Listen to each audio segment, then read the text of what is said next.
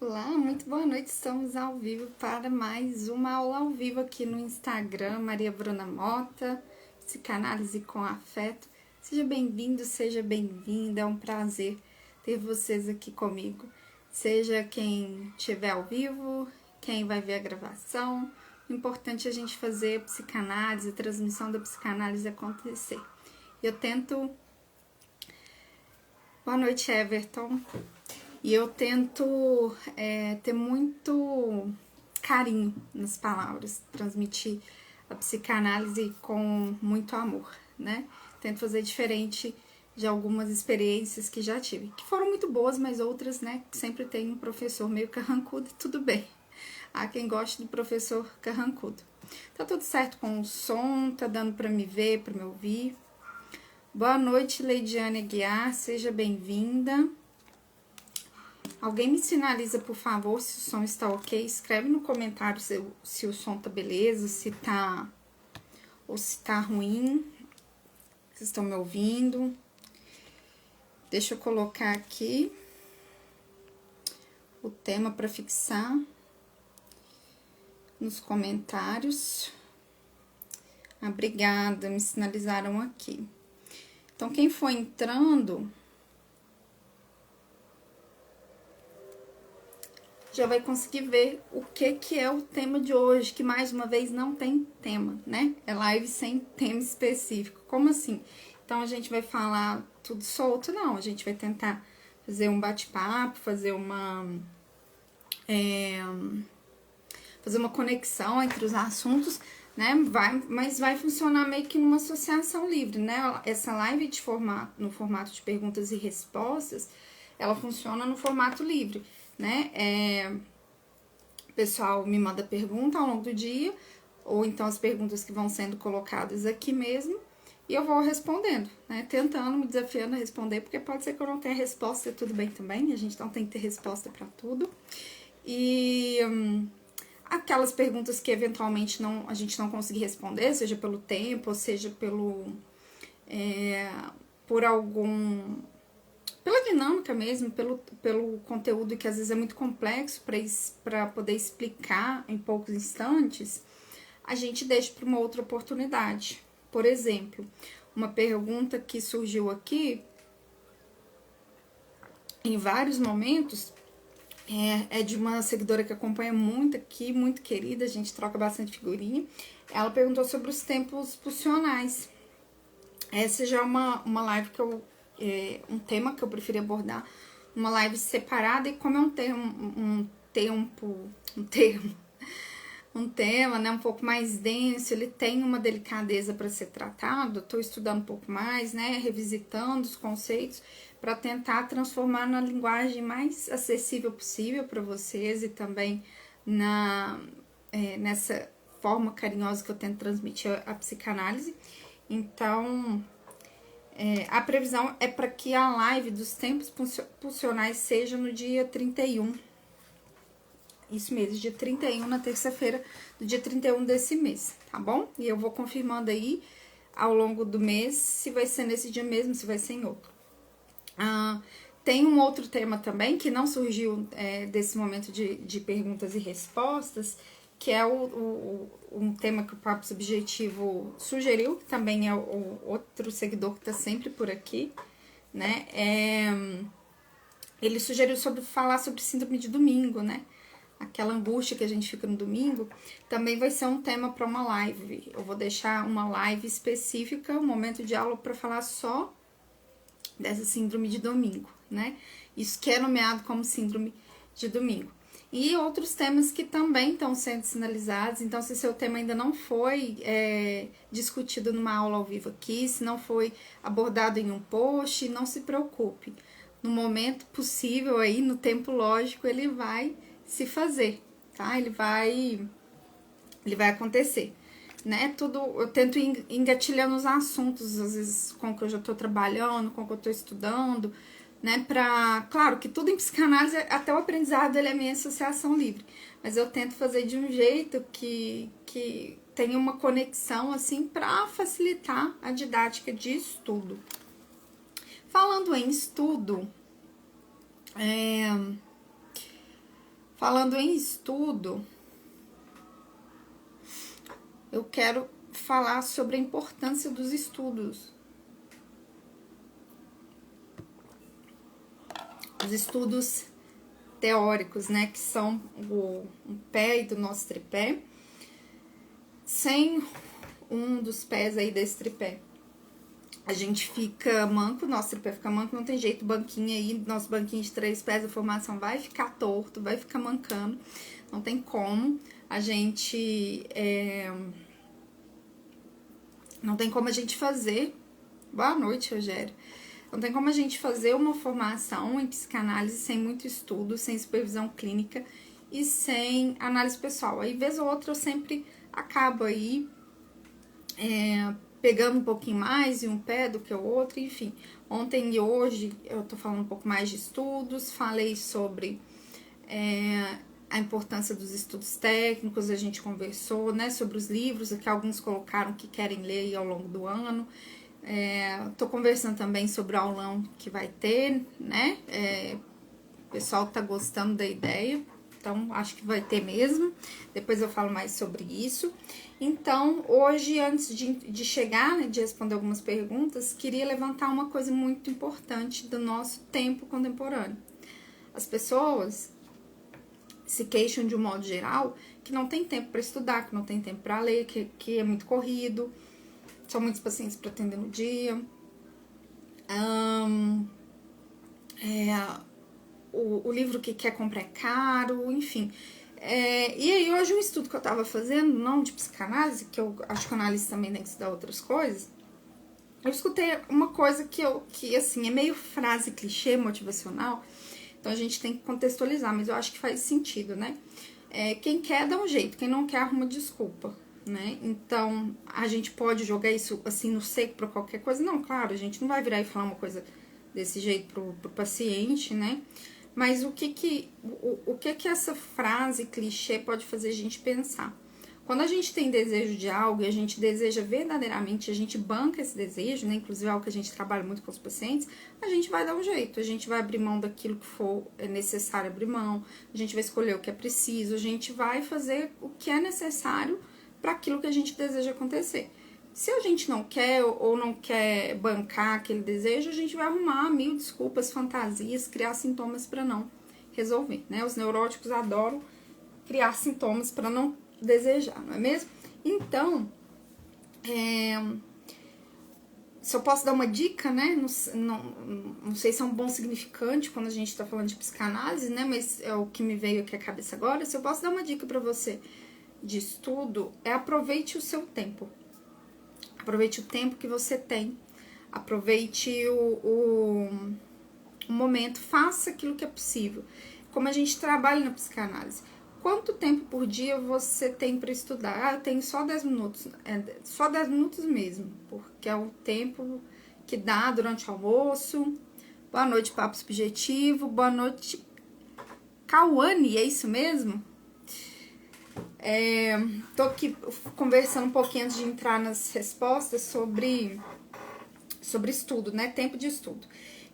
Então, tô dando aqui um exemplo, alguém que tem 10 minutos para estudar na hora do almoço, né? Uma pessoa que, sei lá, um psi aí que tá atendendo no consultório e SLT em outro lugar, enfim, e tem 10 minutos no horário de almoço, realmente aquilo, tá?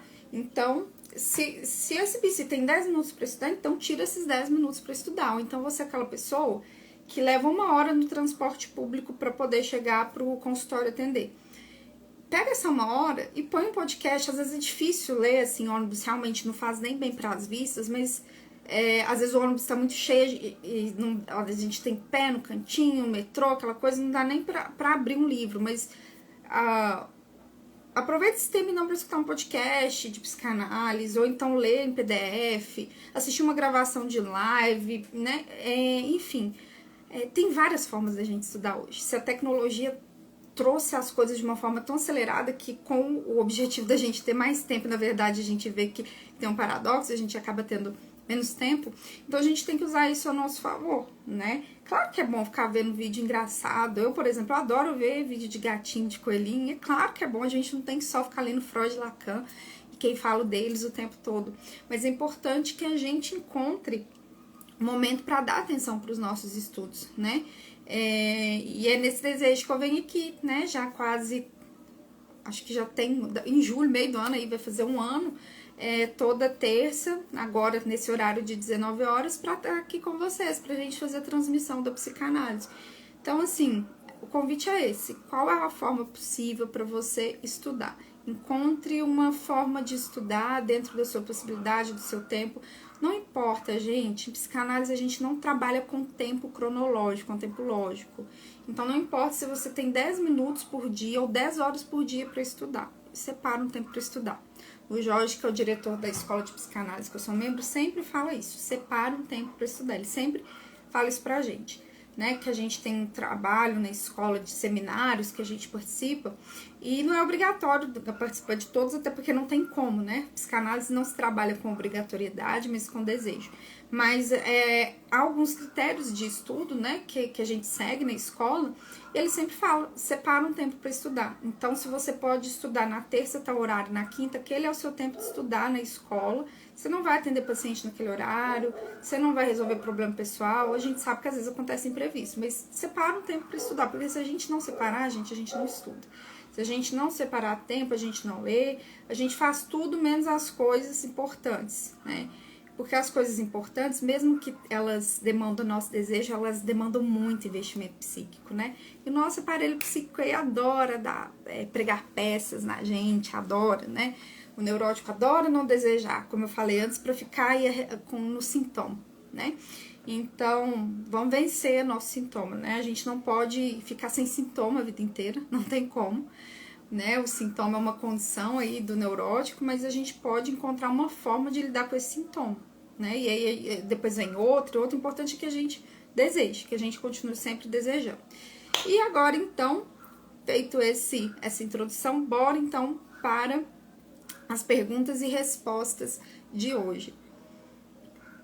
Então, se você está chegando agora, você não sabe esse formato, explicar rapidinho. A live, aula ao vivo de perguntas e respostas, é uma aula que acontece no formato aqui bem de associação livre. Você manda sua pergunta pro direct, eu seleciono ali as perguntas que dão para responder no dia, e eu falo dessa pergunta aqui ao vivo, né, qual foi a pergunta, e faço aí o meu comentário, aquilo que eu entendo que é uma possível resposta. Você também, que tá aqui agora, pode mandar a sua pergunta aí no comentário para eu responder. Não tô aqui me colocando na obrigatoriedade de conseguir responder todos. Talvez tenha alguma que ainda eu precise de mais informação para poder responder, mas a gente pensa numa construção, numa possibilidade, tá? Então é esse que é o formato. Então tem algumas perguntas aqui que aconteceram na outra live que teve, que não deu para responder todas, né? E eu vou começar por essas, depois eu vou pegar algumas que surgiram hoje e a gente vai conversando, né? Sem um tempo, vou dar um jeito de responder todas, não. O objetivo aqui é responder aquelas que forem possíveis e a gente vai conversando aí durante a semana, comentários, direct, posts e em outras aulas aí nesse formato de live ao vivo, beleza? Então, a primeira pergunta é o seguinte: o que a psicanálise fala da depressão? Essa é uma pergunta da semana anterior. Vamos lá, então. Eu vou falar um pouco dentro da perspectiva do Freud e do Lacan, que tem algumas diferenças, né? Inclusive, até tenho eu fiz uma pesquisa, muita gente já sabe, eu sempre remonto, quando surge esse tema, acabo voltando nessa pesquisa, né? Até porque foi um tema de desejo de ser pesquisado, né? E eu fiz uma pesquisa, depois eu publiquei o artigo dessa pesquisa, que é justamente a relação da depressão e da angústia na contemporaneidade. E eu trabalhei especificamente com Freud e Lacan, autores que falam deles, e uma das partes da pesquisa foi revisitar esse conceito de depressão. Ele tem uma relação com a angústia, né? Mas hoje eu vou ficar mais na depressão, que é uma pergunta que surgiu aqui. A depressão, gente, ela existe, tá? Na história, ao longo da história, durante, né, vários anos, não é algo desse momento, né? Nos anos 50 já existia, nos anos 70 já tinha uma catalogação psiquiátrica maior. Então, não é um adoecimento que que acontece apenas na contemporaneidade. Mas, até porque o próprio Freud e Lacan já falavam disso, né? Mas aí, a questão é o pensar na contemporaneidade, o que tem nos dias de hoje que pode possibilitar cada sujeito adoecer. E aí, em Freud, a gente vai pegar a depressão muito ali ligada à melancolia, né? Que para o Freud é um estado é um estado de adoecimento, tá? A melancolia para o Freud, ele vai trabalhar mais no estado de adoecimento do que no nível estrutural. E na melancolia, então, tem um esvaziamento do ser. Há uma perda do objeto amado, uma perda de direcionamento de libido. O sujeito para de investir libido tanto em si como nas atividades que ele gosta. E aí, então, quando esse sujeito cai nesse quadro de ausência de investimento libidinal, a partir dessa ideia do Freud, a gente dá esse nome de melancolia, tá? No Lacan, em Lacan, por sua vez, ele vai trabalhar a depressão como uma covardia moral. Como assim? Então, meu paciente que eu atendo depressivo, deprimido, ele é covarde? Não é assim. Não, tudo que a gente tá falando aqui é a partir da ideia psicanalítica, tá? Então, a gente tem que ir para além daquilo que o senso comum trabalha, que não é errado, tá? Porque às vezes, quando a gente fala senso comum, tem gente que acha que a gente tá sendo pejorativo. Minha mãe, quando eu falo com ela de alguma coisa, a gente tá discutindo algum assunto, eu falo, nossa, mas isso é tão senso comum. Minha mãe fica brava comigo. Eu falo, não, mãe, senso comum quer dizer que não é algo, né, científico necessariamente, que não é algo pesquisado. É a ideia que a gente tem em senso comum e a gente precisa dela no dia a dia para sobreviver. Né? Não dá pra tudo ser 100% científico, tá? Mas quando eu falar sempre nas lives, nos posts, senso comum, não entendam como algo pejorativo, mas é esse conhecimento que a gente tem do dia a dia, né? Que não é igual o conhecimento científico, psicanalítico, enfim. Então, quando a gente fala que o Lacan diz que a depressão é uma covardia moral, ele quer dizer o quê? Que o sujeito depressivo é aquele que é covarde em relação ao seu desejo. É o sujeito que deixa de desejar, que abandona o seu desejo. Quando o sujeito abandona o seu desejo, então ele deprime, né? E é justamente uma covardia em assumir para si o próprio desejo. Então, basicamente é isso. E aí, claro que para cada sujeito isso vai ser de um jeito. A depressão normalmente a gente vê manifestada. Agora eu tô até pensando assim, até um pouquinho também na psiquiatria, tá? Que não deve ser nossa inimiga, mas uma aliada nos casos necessários.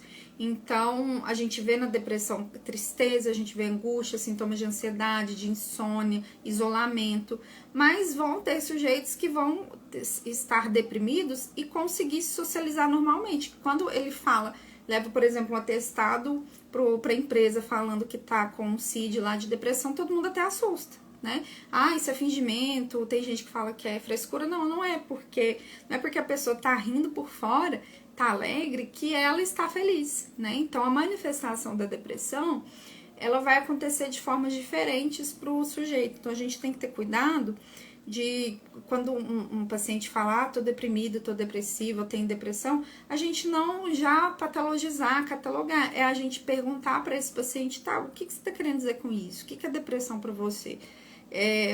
O que é deprimido? Porque às vezes o sujeito pega emprestado aí esse significante e usa deprimido para o momento que ele tá triste. Não, e na verdade não é um adoecimento depressivo em si, tá?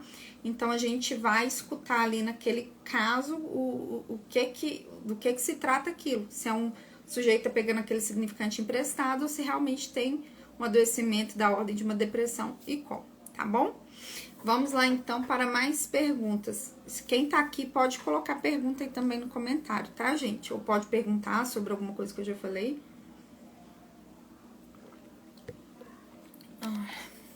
A outra pergunta, o que seria a psicose extraordinária? Então, vamos lá. Semana passada a gente falou até de psicose ordinária, agora surgiu essa, psicose extraordinária. A psicose extraordinária são as psicoses de um modo geral, né? Esse termo ordinário é um termo do Miller, né? Que ele usa para as psicoses que não estão desencadeadas. Então, as demais psicoses vão ser nomeadas como psicoses extraordinárias, tá? E vamos pensar nessa nomenclatura aqui dentro da psicanálise. As extraordinárias, então, são as psicoses que desencadearam, que já houve um momento de ruptura psíquica, ou seja, que já houve esse momento que se nomeia como surto, né, onde que houve o rompimento aí psíquico entre o imaginário, real e simbólico, então que aquele sujeito rompeu com aquela realidade, beleza? E aí, então, de acordo com o modo como essa estrutura psicótica se apresenta, ela pode ser, então, diagnosticada dentro da questão de estrutura clínica, né, psicanalítica, ela pode ser diagnosticada como uma melancolia, né, isso pensando na ideia lacaniana. O Lacan trata a melancolia como ele aproxima da psicose, então como uma possibilidade de uma psicose extraordinária. A outra, então, é a esquizofrenia e a outra é a paranoia, tá bom? Então essas são as psicoses extraordinárias, basicamente aquelas que desencadearam, tá? Vamos ver mais perguntas aqui. Tô aqui selecionando para selecionar aquelas que dá pra gente fazer esse bate-bola, né, gente? Porque tem muitas perguntas interessantes que não dá pra falar num dia só. Então, vamos falar sobre... Vou selecionar aqui a pergunta que fala do amor. Adoro falar de amor, né? Então, um seguidor mandou aqui a pergunta... para falar um pouquinho de amor dentro da psicanálise. Não tem como a gente falar de psicanálise sem falar de amor, né? A psicanálise é a cura pelo amor, é a cura pelo afeto, a psicanálise começa com amor, digamos assim, é preciso ter um amor de transferência, o amor com os nossos primeiros objetos de amor, enfim. A psicanálise é amor, né? Para mim, psicanálise e amor são quase como sinônimos, né? O Papo Subjetivo colocou assim: adoro essa troca de experiência, gostaria de saber como ver o manejo clínico no cotidiano. Boa pergunta. Vou finalizar o amor e passo para a sua, tá? Então, o amor na psicanálise, gente, eu entendo, eu faço uma leitura a partir, né, da psicanálise de Lacan, de Freud, que o amor é um investimento libidinal. O amor é um sentimento que o sujeito direciona para si, que direciona para o outro, num formato, na forma de investimento libidinal. Então, a libido é aquela energia, né, pulsão, é aquilo que nos direciona para realizar as nossas satisfações, né? Então, libido em psicanálise não está atrelado apenas à questão sexual quanto ao ato sexual, porque o sexual é uma coisa, né, que tá ali dentro da sexualidade, que é muito mais abrangente, e ato sexual é outra, tá? Então, libido em psicanálise não diz apenas de um tesão, de um desejo sexual carnal. A libido, ela diz de um investimento pulsional dessa energia naqueles objetos em quem a gente tem, então, essa troca de amor. Então, o amor na psicanálise eu entendo dessa forma, né? Como uma forma de investimento na gente mesmo e nos outros, né? Ou seja, libido do eu e libido objetal. A gente até falou numa aula pocket, né? E teve uma aula pocket sobre narcisismo que eu falei um pouquinho sobre essas libidos, tá? Então, o amor é essa energia, essa fórmula, esse jeito de investir essa energia psíquica nos objetos amados, tá? E aí a gente poderia aprofundar em várias coisas, né, sobre isso, né? Mas só para finalizar nesse primeiro momento, o amor também ele tem a ver com a relação do analista e do analisando, né? O amor de transferência, que é aquele sentimento de amor que o analisando tem para com o seu analista, e é por meio desse amor de transferência, né, transferir esse vínculo com o analista, que aquele paciente vai conseguir sustentar a sua análise, né? Tanto o analista quanto analisando vão conseguir sustentar a análise apenas se tiver transferência, né? Não tem como ter análise sem transferência, tá? E aí, pensando nisso, né, vamos entrar nessa pergunta que eu acho que fez um gancho legal, né? O que o Papo Subjetivo gostaria de saber o modo como eu vejo o manejo clínico no cotidiano. Parece clichê, mas é aquela coisa do caso a caso. E hoje eu até falei disso, né, também nos stories. O óbvio, ele precisa ser dito. O Lacan, ele tem uma citação que ele fala sobre isso. Justamente porque é óbvio, ele precisa ser dito. O óbvio muitas vezes passa batido, né?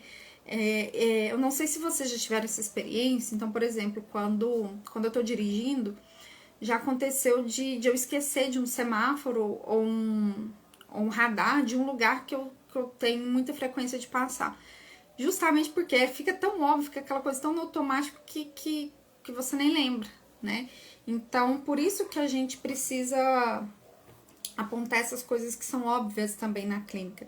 Então, uma coisa que é óbvia na clínica psicanalítica e precisa ser dita é o manejo clínico, né? No sentido do caso a caso. Nenhum manejo clínico em psicanálise pode ser pensado de uma forma padrão, de uma forma que você vai repetir de um paciente para outro, né? É quase como se houvesse, assim, quase não, é assim, né?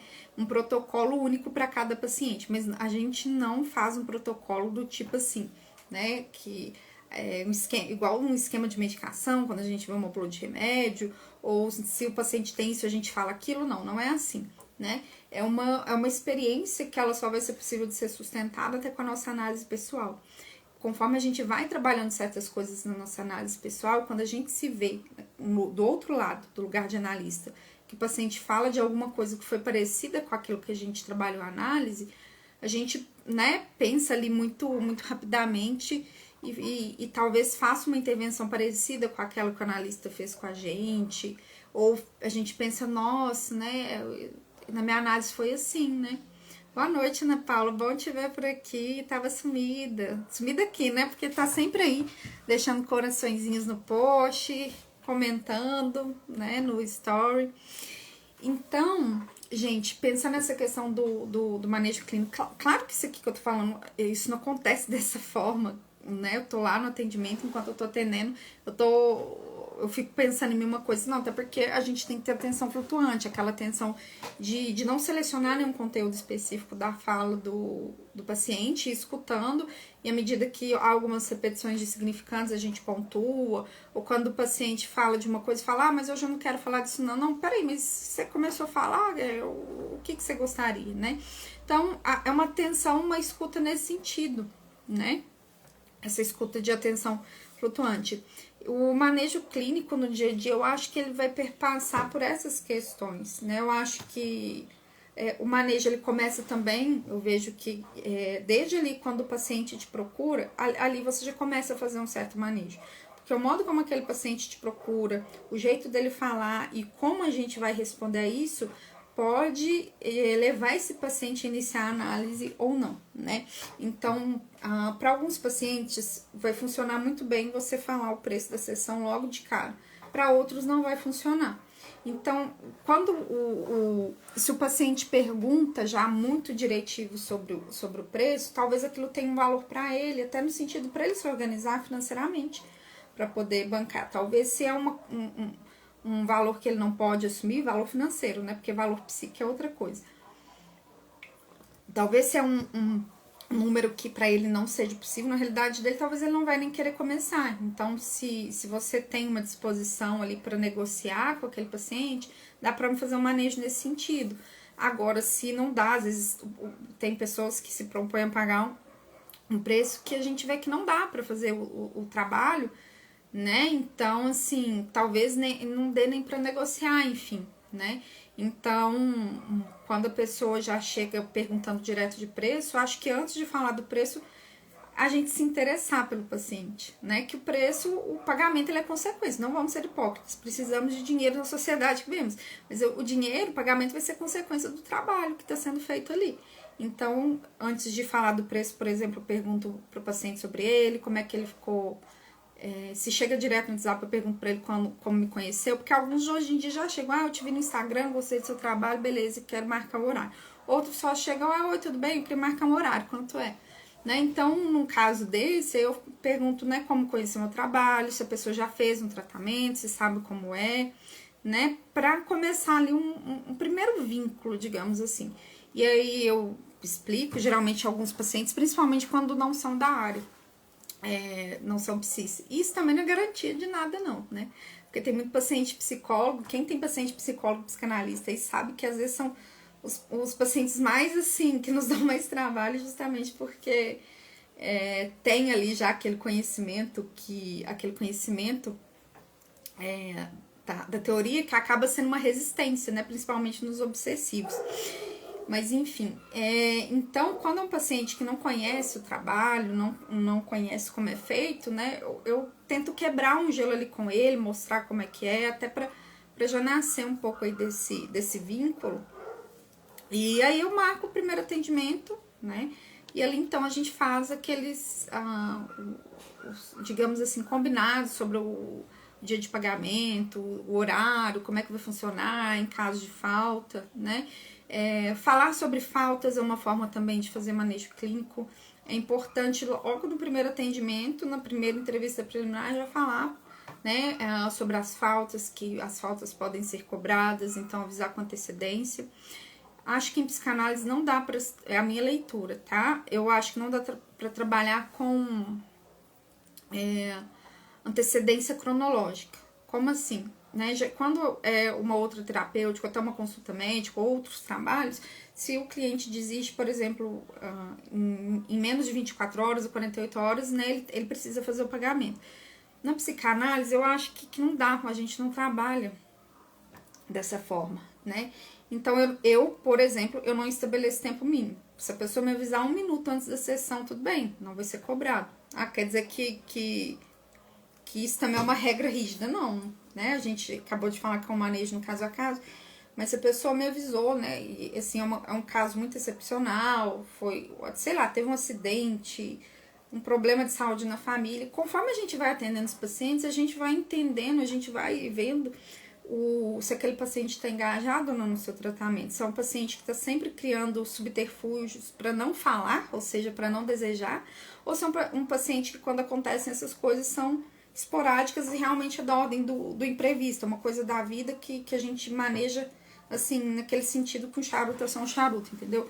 Nem toda falta quer dizer ausência de implicação do paciente, né? Nem toda falta, nem todo atraso significa isso. Às vezes o paciente atrasa até porque ele quer muito, naquele dia tá muito corrido, e ele não quer deixar de ir pra análise. Então, apesar disso, ele dá um jeito, chega atrasado, mas vai, né? Então, acho que são essas algumas coisas que a gente vai considerar, né? Nesse primeiro momento. Ao longo do tratamento, conforme o paciente vai engajando ou não com o seu processo, a gente vai manejando essas questões, né? Uma falta, se vai cobrar ou não, dependendo do caso. É um paciente que fala muito, às vezes a gente precisa cortar em alguns pontos, falar alguma coisa para fazer aquele paciente se escutar, porque tem paciente que fala muito para não se escutar. Se é um paciente que está com risco de morte, ter uma ideação suicida, talvez em alguns momentos a gente vai ter que fazer uma rede ali com algum familiar, ou até propor, né, pegar emprestado uma coisa mais pedagógica e propor um outro tipo de acompanhamento, enfim, um outro recurso além da análise, enfim. Então essas são algumas possibilidades que a gente pode pensar no manejo. Eu falei assim bem de forma geral, porque com cada paciente vai ser único e cada psi vai ter sua forma de trabalhar, então você precisa levar em conta o que dá para você fazer, o que você banca, o que você topa fazer, né, como analista, o quanto você topa receber ou não, até onde você vai negociar ou não, né, se aquele paciente é psicótico, se é histérico, se é obsessivo, enfim, se é uma psicose que está desestabilizada. Então tudo isso a gente vai manejando no dia a dia de acordo aí com cada caso, né? E para isso a gente tem que estar com o nosso tripé, senão a gente não consegue, né? Não consegue. Às vezes com o tripé já é difícil, imagina sem ele. Bom, espero que eu tenha conseguido tratar dessa pergunta aí, dessa troca, né? Se alguém tiver mais algum comentário ou quiser perguntar alguma coisa aí, a gente ainda tem alguns minutos para poder conversar. Quando vocês vão pensando, deixa eu selecionar uma outra pergunta aqui que surgiu.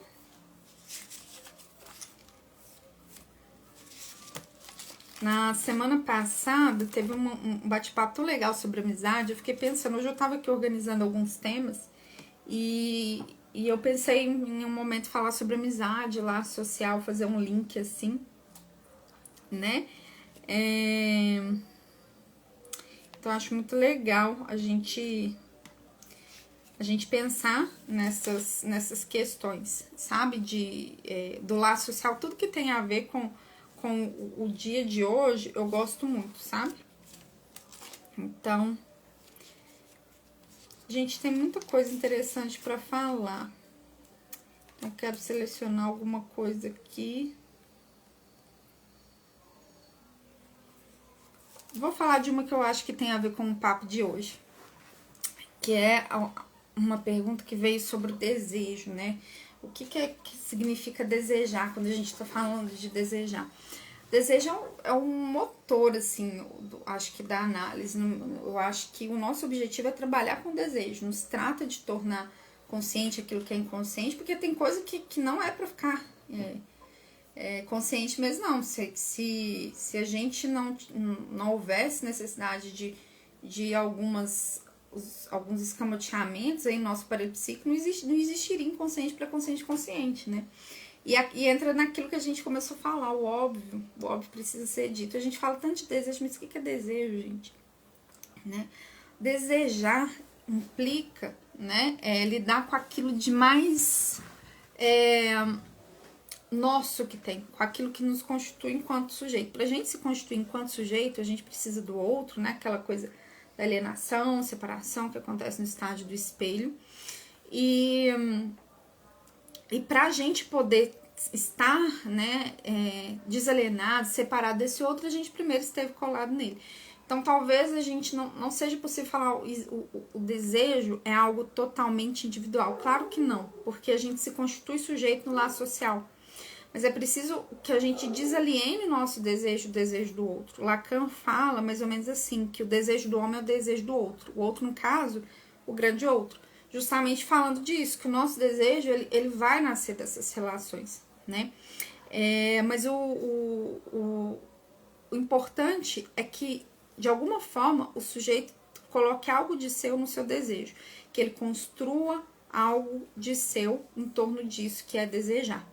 Então, desejo é aquilo que faz a vida acontecer, aquilo que nos motiva, aquilo que nos direciona, aquilo que faz a gente caminhar, aquilo que faz a gente viver, aquilo que faz a gente buscar. Se a gente não deseja uma coisa, a gente não busca.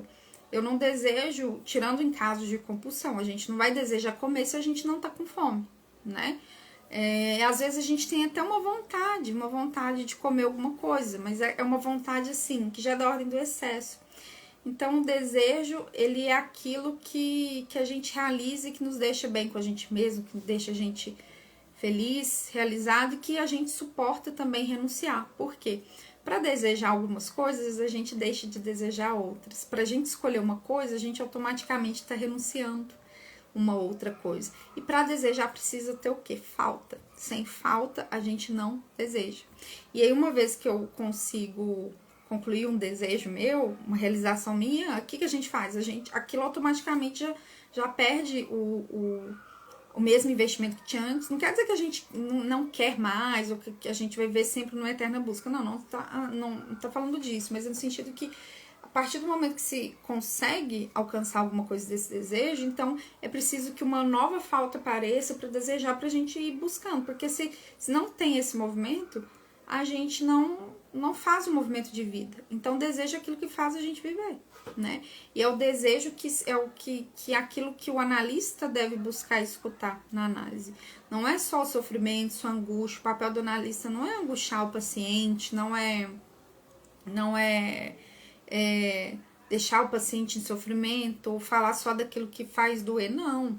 Nosso papel é escutar o desejo do sujeito e de alguma forma permitir que ele consiga se escutar nesse desejo e bancar esse desejo. Claro que alguns pacientes vão escutar o desejo e vão correr dele.